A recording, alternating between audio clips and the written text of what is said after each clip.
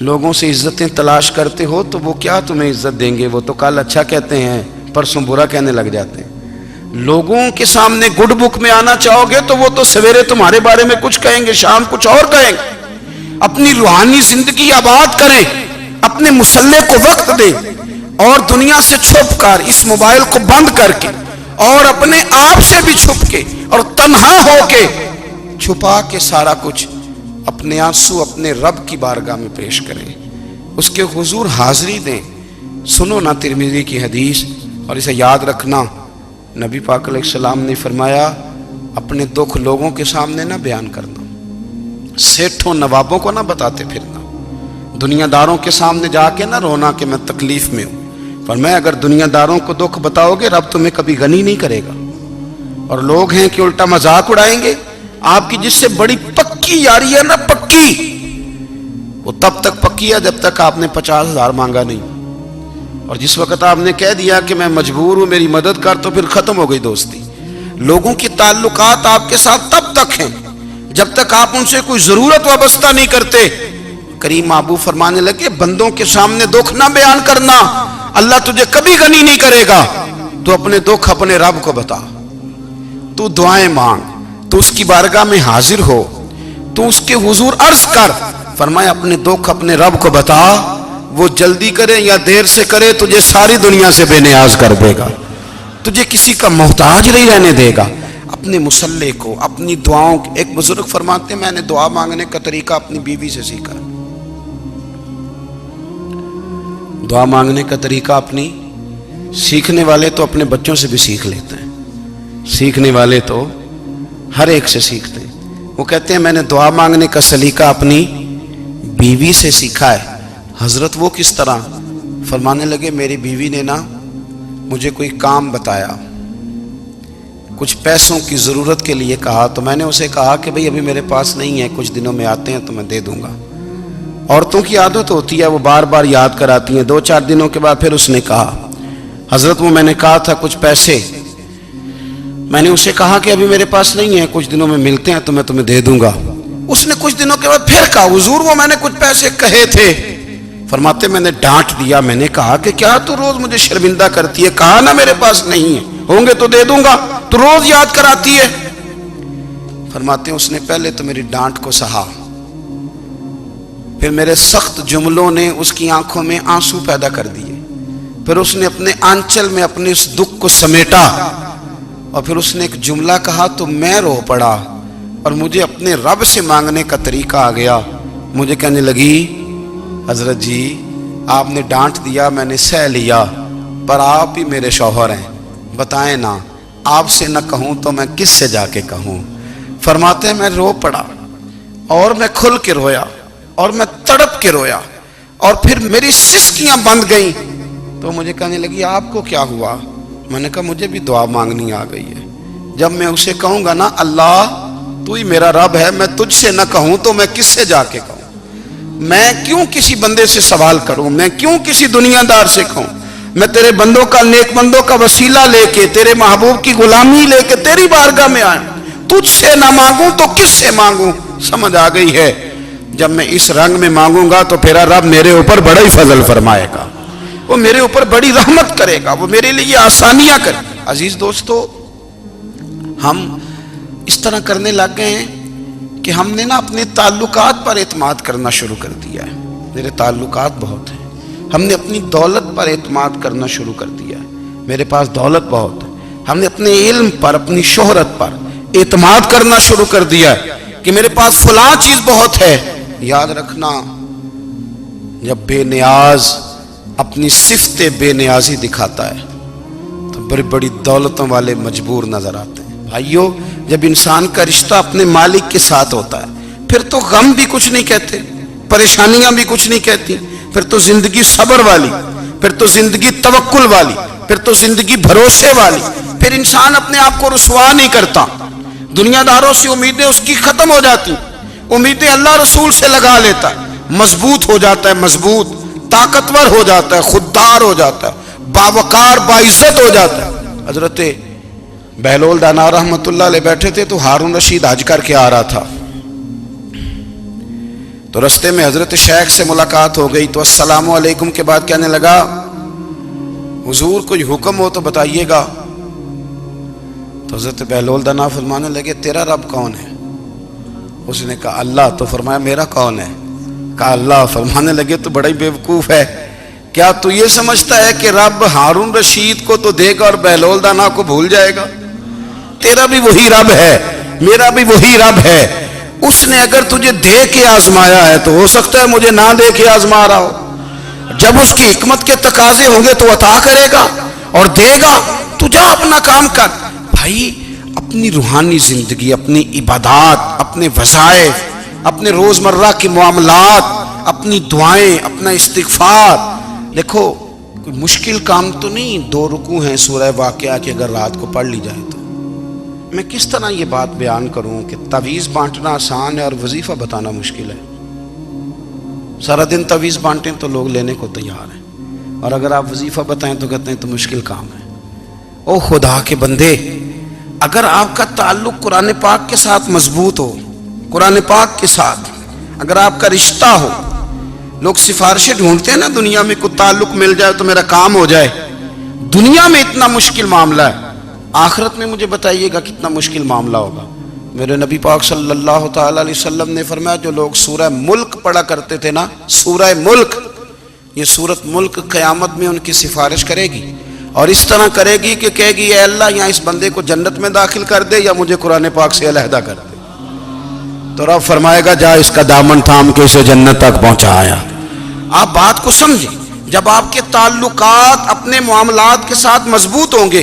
یہ نبی کریم نے وعدہ کیا ہے کہ تو سورت واقعہ پڑھ تیرے گھر میں فاقہ نہیں آئے گا. حضرت عبداللہ ابن مسعود رضی اللہ تعالیٰ عنہ بیمار تھے تو حضرت عثمان غنی رضی اللہ تعالیٰ عنہ تیمارداری کے لیے تشریف لے گئے اور جا کر کے کہا کہ آپ بڑے بیمار ہیں، آپ کی بیٹیاں زیادہ ہیں، میں چاہتا ہوں کہ خزانے میں سے کچھ مدد کروں. تو سیدنا عبداللہ ابن مسعود رضی اللہ تعالیٰ عنہ اٹھ کے بیٹھ گئے اور کہنے لگے امیر المومنین، اللہ آپ کو میری طرف سے، میری بیٹیوں کی طرف سے بہتر صلہ دے. میری بیٹیوں کو کسی خزانے کی ضرورت نہیں، میں نے انہیں خزانہ دے دیا ہے. کہا جناب آپ نے کون سا خزانہ دیا ہے، میں آپ کے مالی معاملات کو جانتا ہوں. تو فرمانے لگے امیر المومنین، میرے نبی کریم نے فرمایا ہے جو سورت واقعہ پڑھے اسے کبھی فاقہ نہیں آتا. میں نے بیٹیوں کو یاد کرا دی ہے، یہ خزانہ میں نے انہیں دے دیا ہے. وہ سارے والدین سنیں جو بیٹیوں کے لیے پریشان رہتے. حضرت عبداللہ ابن مسعود نصیحت کر رہے ہیں، فرمانے لگے میں نے سورت واقعہ یاد بھی کرا دی ہے، پڑھنے کی عادت بھی ڈال دی ہے. حضور نے فرمایا ہے جو سورت واقعہ پڑھے اسے فاقہ نہیں آتا. کہنے لگے چاند تو اپنی جگہ چھوڑ سکتا ہے، سورج گر سکتا ہے، تارے ٹوٹ سکتے ہیں، پر مدینے والے رسول کی بات غلط نہیں ہو سکتی. حضور نے فرمایا فاقہ نہیں آئے گا تو انشاءاللہ کبھی بھی نہیں آئے گا. کرنے کا کام یہ ہے کہ ہم اپنے معاملات، اپنی عبادات، اپنی دعائیں، کبھی 10 منٹ عادت ہو جائے نا دعا مانگنے کی علیحدہ سے رات کو. حضور نے فرمایا جو فرض نماز کے بعد دعا مانگے اللہ اس کی قبول کر لیتا ہے. نبی پاک صلی اللہ تعالی علیہ وسلم نے فرمایا اللہ مسافر کی دعا قبول فرماتا ہے. حضور نے فرمایا اللہ مظلوم کی دعا قبول فرماتا ہے. حضور نے فرمایا بیمار سے دعا کراؤ اللہ اس کی دعا قبول فرماتا ہے. میرے نبی پاک نے فرمایا ماں باپ جب بھی اولاد کے لیے ہاتھ اٹھائیں، ویسے تے بلے شاہ تو آسمانی اڈ دیا ہی پھڑ دیں، جڑا گھر بیٹھا انہوں بڑھیا ہی نہیں. حضور فرمانے لگے ماں باپ جب بھی اولاد کے لیے دعا فرمائیں اللہ ان کی دعا کو قبول کرتا ہے. آپ اپنا تعلق بنائیں دعا کے ساتھ، عبادت کے ساتھ، مصلی کے ساتھ رشتہ بنائیں، استغفار پڑھیں. صلاح الدین ایوبی صلیبی جنگوں میں تھے، رات کو مسجد اقصیٰ میں نماز پڑھی تو پریشان تھے. ایک بزرگ سے ملاقات ہوئی تو وہ کہنے لگے کہ آپ بڑے پریشان ہیں. کہنے لگے حضور پریشان اس لیے ہوں کہ پہلے ہی مسلمان کمزور ہے، اب میں نے سنا ہے دشمن کا ایک بحری بیڑا وہ جنگی سامان سے بھرا ہوا آ رہا ہے، تو اب ان کے پاس اور تلواریں اور نیزے آ جائیں گے، مسلمانوں کے پاس پہلے ہی وسائل کی کمی ہے، پریشان ہو کس طرح کر کے مقابلہ کریں گے. یہ بات کہتے ہی صلاح الدین ایوبی نے بزرگوں سے کہا حضور آپ بھی دعا کرنا، دعا کی بڑی طاقت ہے. میرے نبی پاک نے فرمایا دعا مومن کا ہتھیار ہے، دعا مومن کا، دعا مومن کا۔ حضور نے فرمایا تقدیر کو سوائے دعا کے کوئی چیز نہیں بدل سکتی، دعا مومن کا ہتھیار ہے، یہ کافر کے پاس کوئی نہیں، یہ ہتھیار ہے مومن کا۔ اللہ کرے آپ کو سمجھ آئے، پھر سنیں، کئی بار کہہ چکا ہوں یہ ہتھیار ہے۔ کافر کے مقابلے میں جو تیرے پاس سب سے بڑا ہتھیار ہے وہ دعا ہے۔ دعائیں کرانی چھوڑ دی، کرنی چھوڑ دی، لینی چھوڑ دی۔ حضرت سیدنا انس بن مالک رضی اللہ تعالیٰ عنہ فرمایا کرتے تھے، میں نے وہ رنگ دیکھا ہے جب حضور دعا مانگتے تھے اور حضور کی مقدس آنکھوں میں آنسو بھی ساتھ ہی بہا کرتے تھے، میں نے وہ انداز دیکھا ہے۔ تو صلاح الدین ایوبی بزرگ سے کہنے لگے آپ بھی دعا کیجیے، اور خود رونے لگے اور سر سجدے میں رکھ کے رونے لگے، اور عشاء سے لے کر فجر تک روئے، خوب روئے۔ صبح وہ بزرگ آئے تو صلاح الدین ایوبی کا خوبصورت اور ہنستا ہوا چہرہ دیکھا، کہنے لگے آپ بڑے خوش ہیں، رات تو میں نے بڑے روتے ہوئے دیکھا تھا۔ تو کہنے لگے حضور وہ جو بحری بیڑا آ رہا تھا نا وہ پانی میں ڈوب گیا ہے، اب وہ نہیں آ رہا، ابھی خبر آئی ہے تو میں بڑا خوش ہوں۔ بزرگ کہنے لگے اٹھ سینے سے لگ اور سن ایک بات، وہ بحری بیڑا پانی میں نہیں ڈوبا، وہ تیرے آنسوؤں میں ڈوب گیا ہے۔ وہ جو تو رات رویا ہے نا رب کریم کی بارگاہ میں تو وہ ڈوب گیا ہے۔ حضرت عائشہ صدیقہ رضی اللہ تعالیٰ عنہ فرماتی ہیں ایک عورت تھی اور اسے نبی پاک صلی اللہ تعالیٰ علیہ وسلم نے نا وہ کلمہ پڑھ کے مسلمان ہوئی، مدینہ طیبہ آ گئی تو حضور نے مسجد نبوی شریف میں اس کے لیے مکان، ایک سادہ سا کمرہ ساتھ مسجد کے بنوا دیا، وہیں رہنے لگی۔ اکثر وہ سیدہ طیبہ کے پاس آتی تو حضرت عائشہ صدیقہ رضی اللہ تعالیٰ عنہ فرماتی ہیں وہ بڑی باتیں سناتی اور آخر میں کہتی وہ ہار والا دن بھی بڑا عجیب دن تھا اور میرے رب کی قدرتوں کا دن تھا، وہ بھی بڑا عجیب دن تھا۔ سیدہ عائشہ صدیقہ رضی اللہ تعالیٰ عنہ ایک دن فرمانے لگی کہ تو ہار والے دن کا بڑا ذکر کرتی ہے، وہ کیا دن تھا؟ تو خاتون کہنے لگی اماں جی وہ دن تھا جب میرے رب پر بھروسہ اور مضبوط ہو گیا، جس دن میرا اپنے رب پر توکل اور بڑھا، میرے ایمان میں یقین میں اور پختگی آئی۔ کہنے لگی میں ایک گھر کی کنیز تھی، نوکرانی تھی، اس گھر میں ایک بچی تھی جس کے پاس سونے چاندی ہیرے جواہرات کا ہار تھا۔ اس زمانے میں نا چمڑے کے اوپر لوگ ہیرے جواہرات لگاتے تھے، کئی دفعہ سرخ رنگ کے چمڑے پہ لگائے جاتے تھے، وہ بچی پہنتی تھی۔ تو کہتی ہیں وہ بچی کے اس نے اتار کے رکھا یا اس سے گرا وہ ہار تو چیل اسے اٹھا کے لے گئی گوشت سمجھ کے اور میرے سامنے اٹھا کے لے گئی۔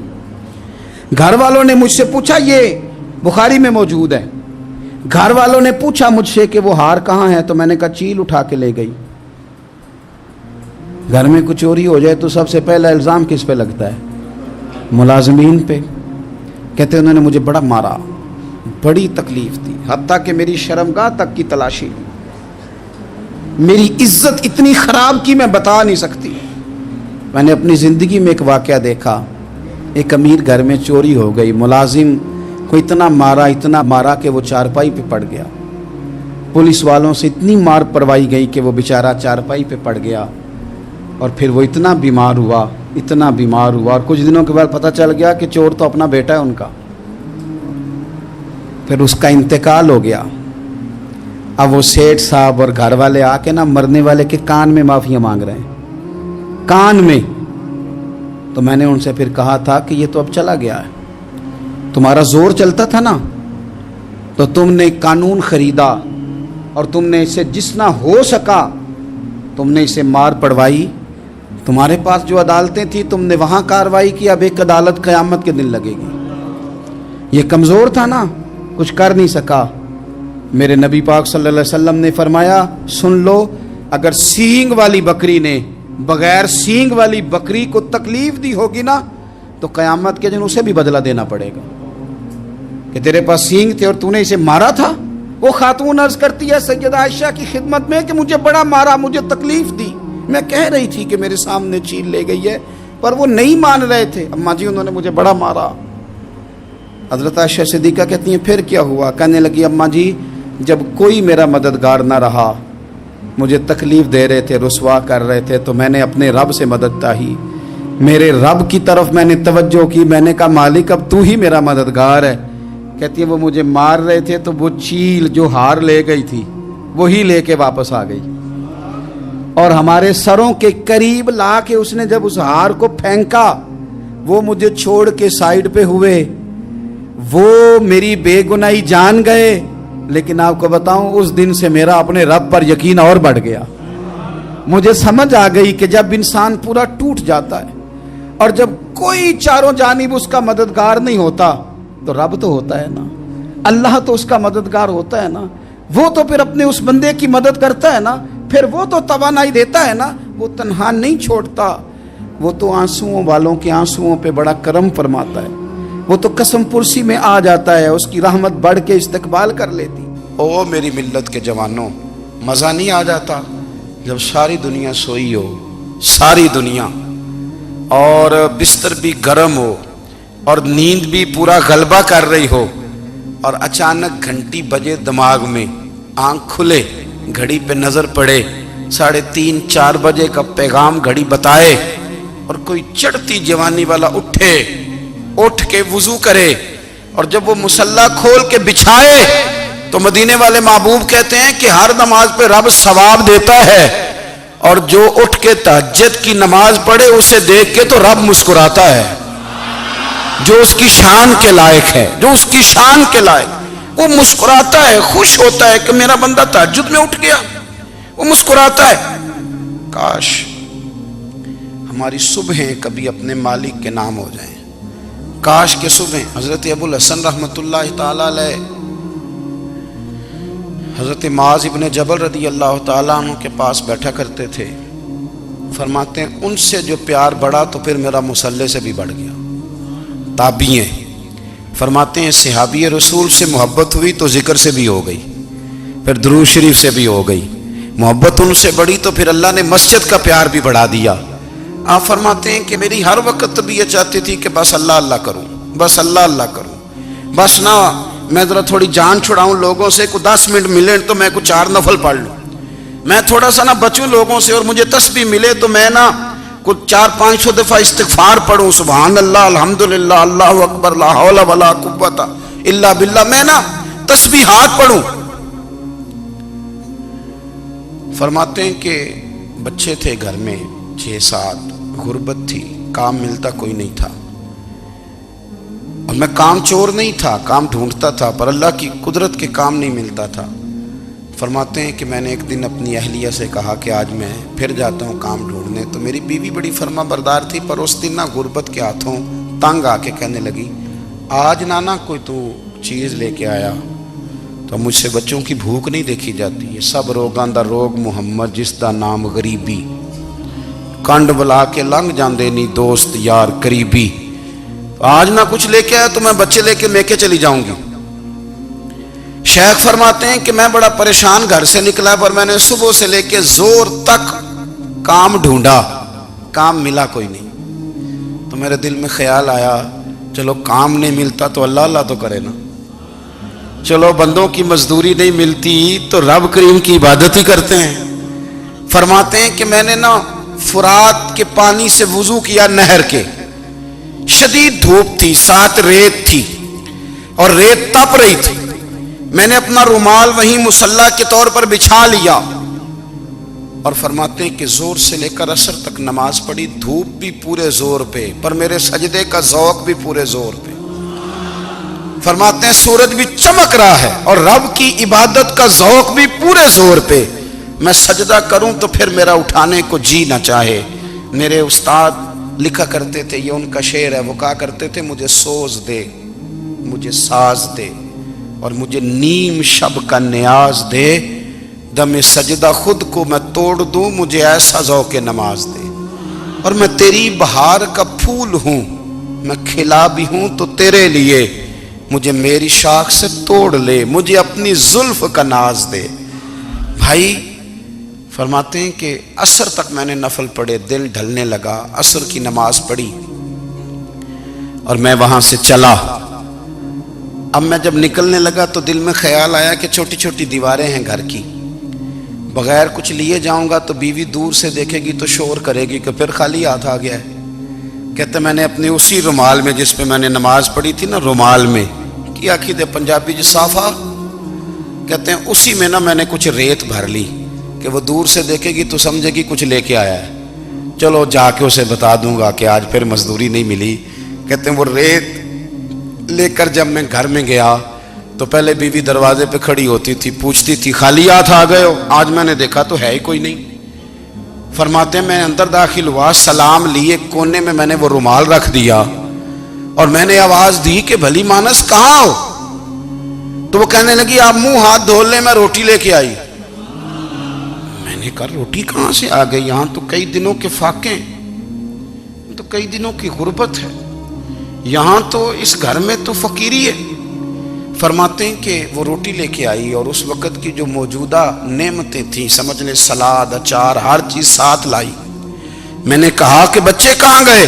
कहने लगी वो खाना खा के खेलने गए, आप खाना खा लें आ जाते। खाना उसने चुन दिया। मैंने हैरत अंगेज लहजे में सारी नेमतें अपने दस्तरखान पे देख करके बीवी से पूछा ये कहां से आया खाना? बच्चों को तूने कहां से खाना खिलाया? ये सारा कुछ कैसा है? तो कहने लगी पता नहीं आज आप किस करीम की मजदूरी करने चले गए थे, पता नहीं किस करीम की, मेरे घर में तो इतनी नेमतें आई हैं कि मुझसे संभाली नहीं जा रही, इतना अनाज है, इतना गंदुम है, किस करीम के दरवाजे आज चले गए थे?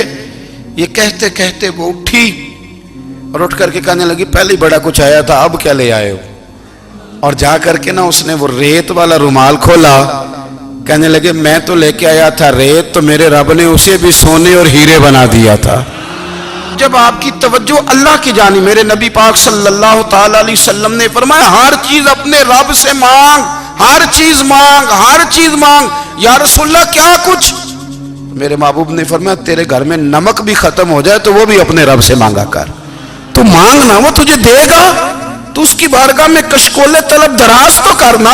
और तिरमिजी शरीफ में अजीब लफ्ज है, रसूल कायनात ने फरमाया, रब करीम फरमाता है जब मेरा बंदा हाथ उठाता है ना तो मुझे हया आती है कि मैं खाली कैसे लौटा दूं इसके।